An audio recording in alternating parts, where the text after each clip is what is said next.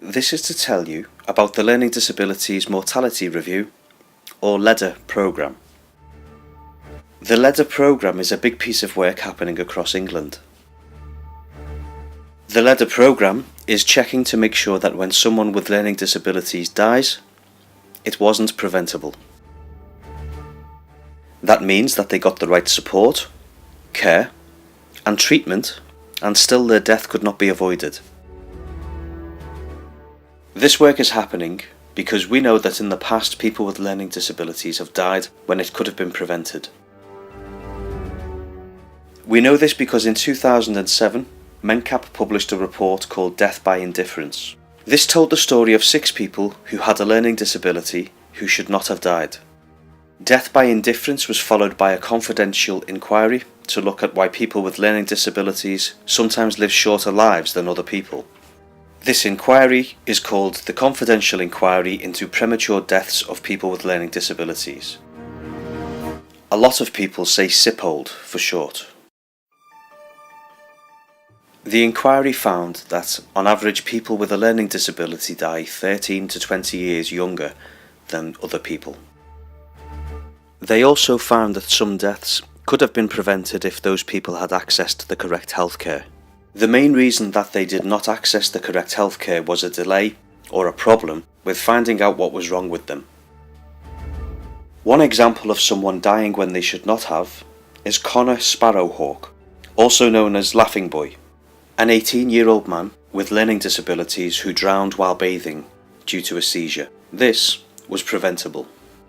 If the medical professionals looking after him had accessed his medical history or responded to the knowledge that his family shared, he would not have been bathing without support. Already lots of work is happening to make things better following the SIPOLD. The LeDeR programme is part of that work. LeDeR is continuing to look into what has happened when someone with a learning disability dies, to make sure that no mistakes were made. Every area has a steering group set up to do this work. When everything has been done correctly, this does not take very long, but if there is any sign that mistakes were made, then there is a more in-depth review. All of this work aims to make services better for people with learning disabilities. The government, through NHS England, is committed to learning lessons and involving people with learning disabilities, their family and carers. It is difficult work, but we can hear why people get involved. My name's Kath Bromfield and I'm a family parent carer. For me, the reasons why I'm involved in the mortality review is to ensure that families' voice is heard at every step of the way. I think it's really difficult for families to think about end of life. It's painful, but this review is a way to help services and everybody else learn from premature deaths, because our children, brothers, sisters should not have to pass early. There have been many high-profile campaigns that lots of family members are aware of that have highlighted that this is a bigger issue than professionals initially thought, and it's really important we start to get a good picture and change that picture as time goes on. For the mortality review, it isn't about pointing the finger and apportioning blame. It's about learning together and trying to make the lives of people with a learning disability better. This group is really important to me because it's a real opportunity for us to review the deaths of people with learning disabilities and actually look at how we can learn and make improvements. It's also really important for me as chair of the group to ensure that the voice of the person and their family is included in that review, so we actually get a real picture of the person whose death that we're reviewing, to actually get a sense of who they were as an individual and actually how we can learn from their death and actually make improvements in the care that's delivered. It's unacceptable that people with a learning disability don't receive the same care as anybody else. For example, not having blood tests taken at the right time, not receiving the right x-rays or the right medication. So some of the things we're identifying in these reviews are very easy things to be put right. It's absolutely making sure that people with learning disabilities and their families are treated with care and respect and dignity, but also that we learn and make these improvements.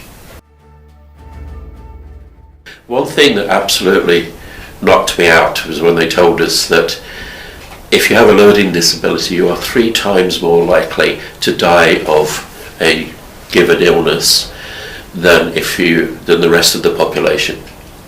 And for me, that is reason in itself to get involved in this, because I don't want my son or other people's sons or daughters and so on to be in that position. It's absolutely ludicrous. What is good is that the professionals themselves think that that's unacceptable as well, and they are right behind us with wanting, NHS England especially, want to find out why this is happening, and it's just not acceptable. There's the issue around what we mean by health equality and equal access to healthcare. It doesn't mean having the same access to healthcare. It means that there have to be proactive, reasonable adjustments made to support that individual's access and engagement with and understanding of that health appointment. This programme, I think the most important thing for me is this programme is about learning from mistakes that have been made and good practice so that we can take action in the Cheshire and Merseyside area.